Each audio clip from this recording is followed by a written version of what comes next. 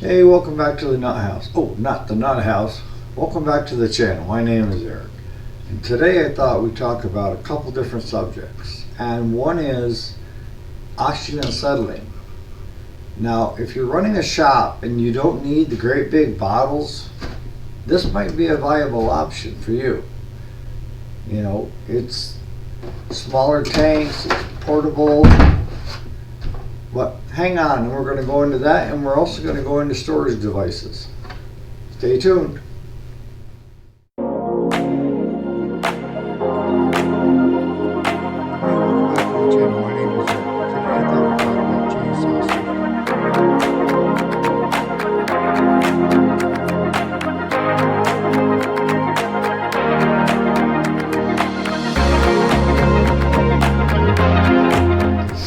Alright, so welcome back to the channel. What have I got here? I've got oxygen and acetylene. And that you get the oxygen and acetylene torches, right? And probably most of you have seen these in the great big bottles like we have out in the shop. And if you use it quite a bit like we do, I would encourage you to have the big set. And you can go about it a couple different directions. You can buy your own tanks and get them refilled if you have a place close by. But in our case, for me anyways, I lease my tanks from a guy here locally 12 miles away, that it's not a lot of money per year. And I'm using his tanks. Of course, I have to pay for the oxygen and acetylene when I run out, right? But when you first get your set of tanks, you're going to get your lease and the cost of each tank full of fuel or full of gas, oxygen and acetylene. The tanks belong to the person you're leasing it from.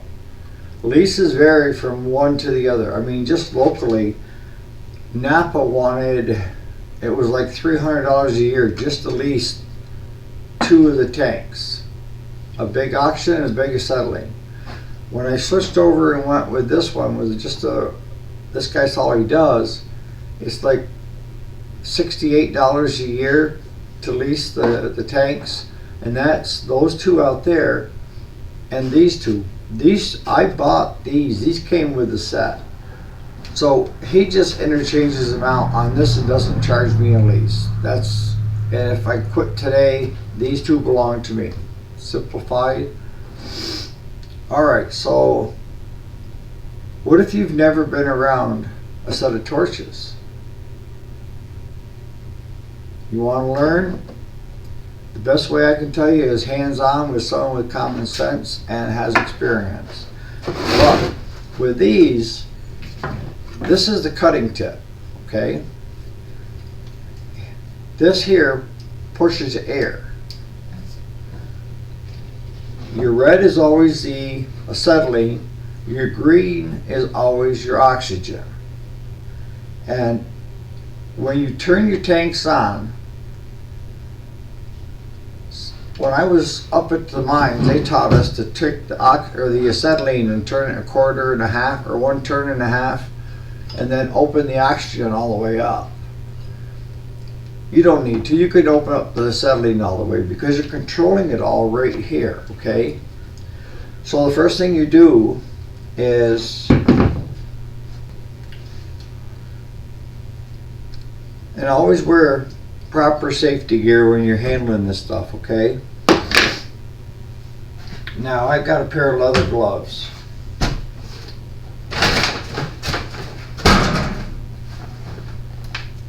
But we're going to be wearing these, right? So we turn the tanks on. The first thing we're going to do is we're going to crack the acetylene. And then with our striker, we're going to ignite the acetylene. And then the oxygen is controlled here and here. So we want to turn the oxygen on, but we want to control the tip from here. And what we're looking for is a really tight blue flame. You don't want a lot of yellow.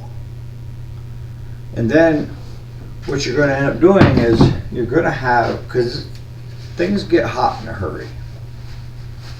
So you put your gloves on.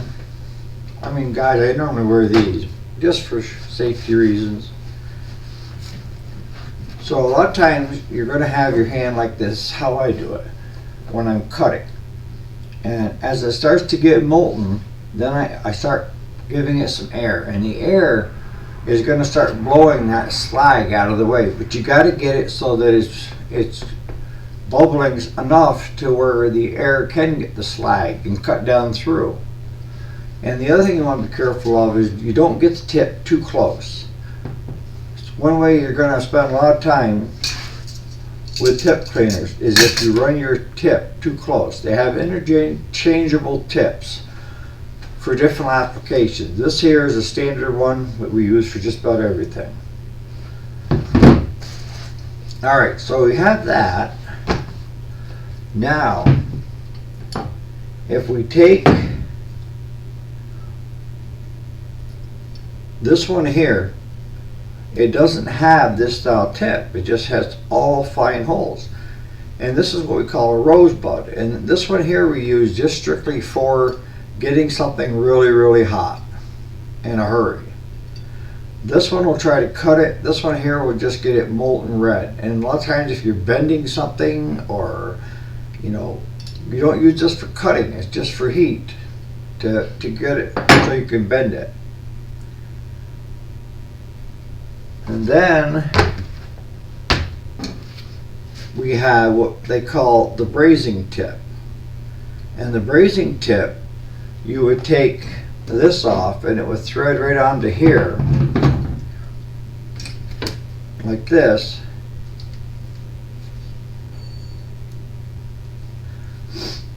And this here is brazing rod.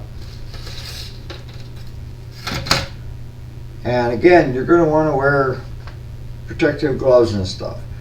And the idea when you're trying to braze is you get the area hot that you want to work, and then you just simply start adding this and it will start melting and bubbling, and you just keep moving it in a pattern towards you or away from you, however you do it. Now, old school Claude was telling me that they used to use old coat hangers, the old metal ones, early ones, when they were working on exhausts and stuff. The other thing that you want to have on your unit are these. One is blue and one is red, and what they are is a one-way check valve. This set doesn't have it built in. Well, maybe it does. It's just the old style. But the new style comes looking like that. And you want to have one of these on both sides. And why is that? Because if it does catch fire in the unit and come back, it can't go any farther than here. The old style could go all the way back to the tank and the tank could blow. These here only allow the flow of, whether it's the oxygen or acetylene, one direction, can't go back. So if you're getting a set of torches, make sure that these are on it. Now, one of the reasons we have this one apart here is because right here there's two O-rings, one right there and one down in here. And if those O-rings start to go bad, it will actually, with this set, and I gotta fix it, I just gotta put some O-rings on it, the flame would come out here because it wasn't a good tight seal. So you'd be going right along and all of a sudden there'd be flames shooting out, right? And then this here is what they call the tip cleaner. And you flip it open, and what it does is, if you get too close, you're going to plug those holes, and this here is just to run down through that. So you want to have a set of these too. So hopefully that's kind of help you with the oxygen acetylene.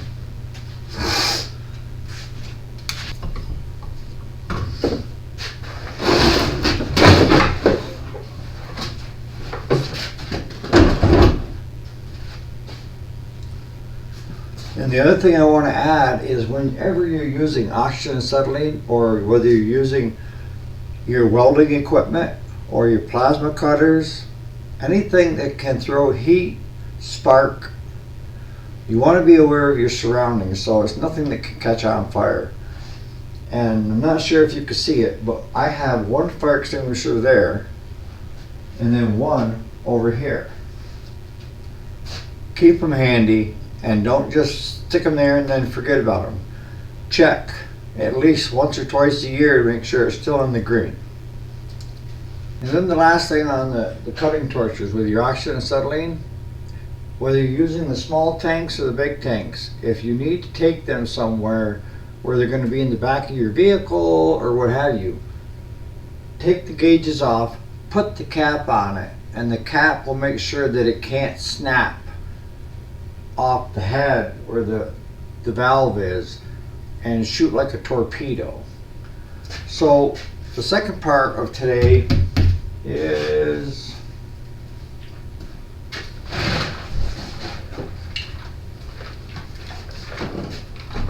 just basically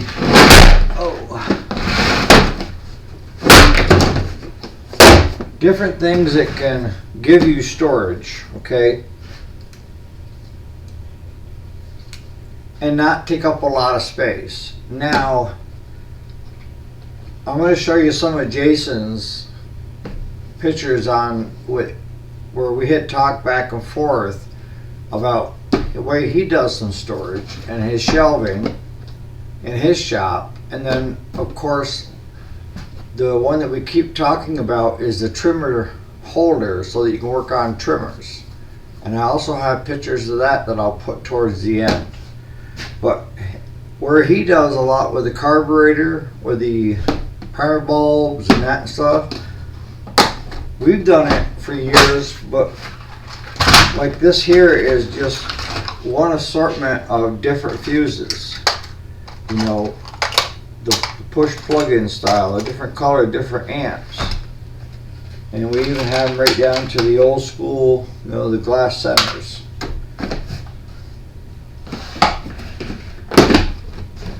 And then in this one, we also have the fuses, but they're the different styles that go into a fuse box. But these can be found, okay?